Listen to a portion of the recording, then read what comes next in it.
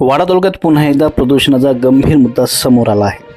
कायद्याला हरताळ फासून कंपन्या नागरिकांच्या आरोग्याशी खेळ करत आहेत.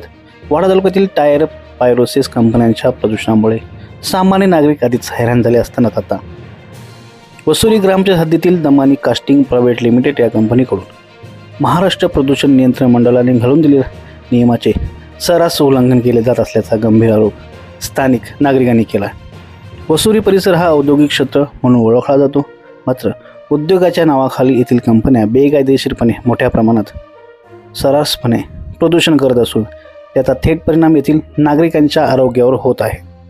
हवेतील धूर, दुर्गंधी, धुळीचे कण यामुळे लहान मुले, वृद्ध, महिला यांना श्वसनाचे आजार, डोळ्यांची जळजळ, त्वचारोग याचा त्रास सहन करावा लागत आहे. सर्वात गंभीर बाब म्हणजे महाराष्ट्र प्रदूषण नियंत्रण मंडळ कल्याण विभागाचे अधिकारी आतापर्यंत या प्रकरणाकडे दुर्लक्ष का करत आहेत? स्थानिक नागरिकांच्या तक्रारी असूनही कोणतीही ठोस कारवाई का होत नाही, असा थेट सवाल आता नागरिक उपस्थित करत आहेत.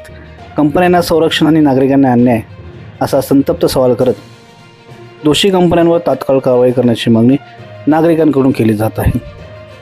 हा मुद्दा तुम्हाला काय वाटतो? प्रदूषण करणाऱ्या कंपन्यांवर कठोर कारवाई व्हावी का? आपले मत कमेंटमध्ये नक्की कळवा.